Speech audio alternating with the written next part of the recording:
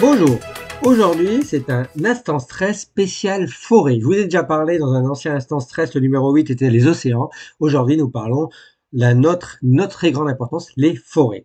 Alors dans le monde, il faut savoir qu'il y a différents types de forêts. Les forêts tropicales qui sont plus de 40% des forêts dans le monde. Vous avez les forêts boréales, vous avez les forêts tempérées. En Europe et en France par exemple, nous sommes en forêt tempérée. Et puis vous avez les forêts sous-tropicales.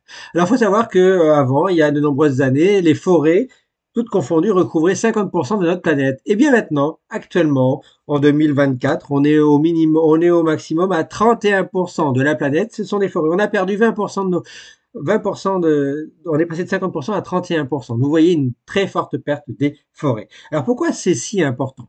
En fait, je vous l'avais expliqué que on entend que les forêts produisent 20% de l'oxygène. En fait, c'est pas vrai.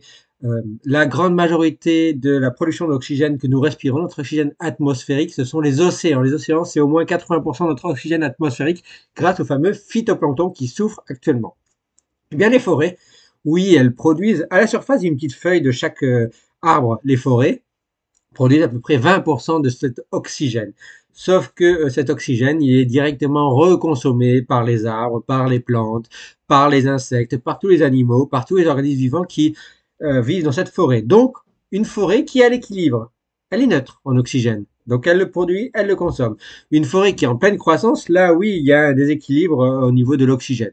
Mais sinon, une forêt est neutre en oxygène et ce ne sont pas des grandes sources d'oxygène. Par contre, les forêts, ce sont très importants pour d'autres aspects que je vais vous expliquer. Par exemple, alors en France, il faut savoir que les forêts, c'est 31%, les forêts tempérées, c'est 31% de notre territoire. Ça représente à peu près 17 millions d'hectares de forêts.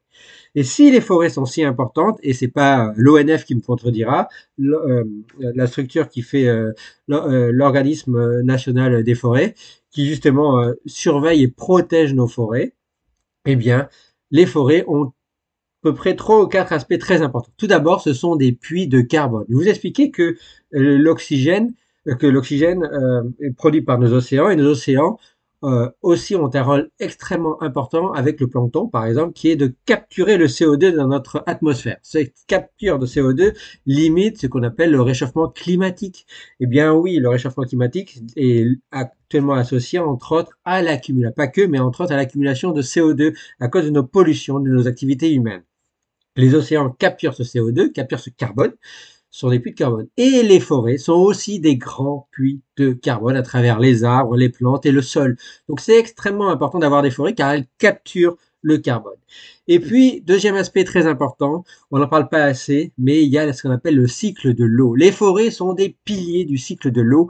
Eh bien oui, elles capturent l'eau, elles en fabriquent de l'eau, les forêts. Et puis elles le libèrent dans l'atmosphère. Donc elles ont de l'eau sous différentes formes. La vapeur est liquide, par exemple, et même glacée quand ça gèle.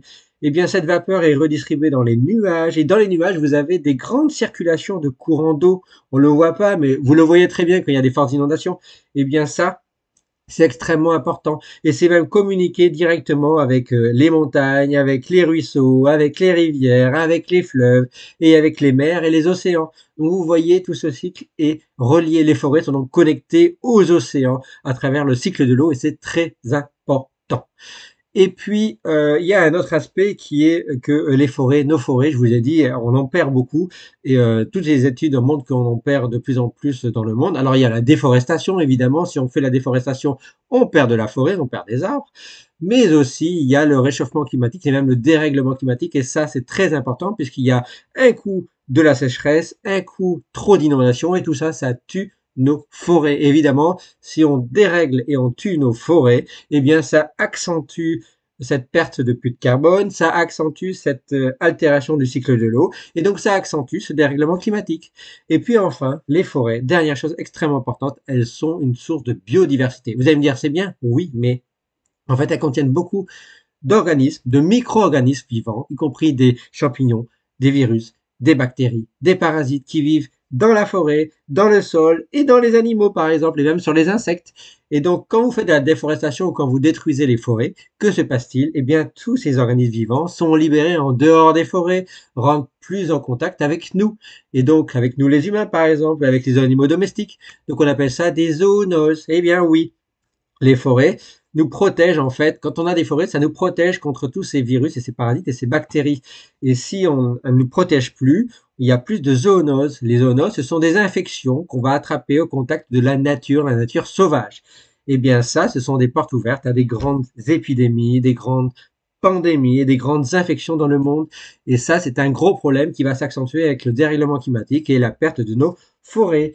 Et ça va vers un concept actuel qui vous avez peut-être entendu parler, le concept One Health, ou une santé, où l'humain est connecté à l'environnement, à la nature. Eh bien oui, nous sommes tous connectés à nos océans, à nos forêts, auxquelles nous ne prenons pas assez soin. Et pourtant, les océans et nos forêts nous protègent des virus, des bactéries. Et il y a toute une régulation des micro-organismes à travers ces océans et ces forêts. Voilà pourquoi c'est très important de prendre soin de nos forêts. J'espère que maintenant vous en savez un peu plus et que quand vous vous baladerez en forêt, vous prendrez un peu plus soin de votre forêt et vous penserez un peu plus à la pollution qui détériore et qui abîme nos forêts. Voilà. En attendant un prochain instant stress, je vous dis que le bon stress soit avec vous. N'hésitez pas, votre activité physique éventuellement en forêt, mais attention à tout ce qui traîne dans les forêts, y compris des animaux qui peuvent être infectés par des parasites, des virus, des champignons et des bactéries. Voilà, merci à vous. Ciao, ciao, ciao.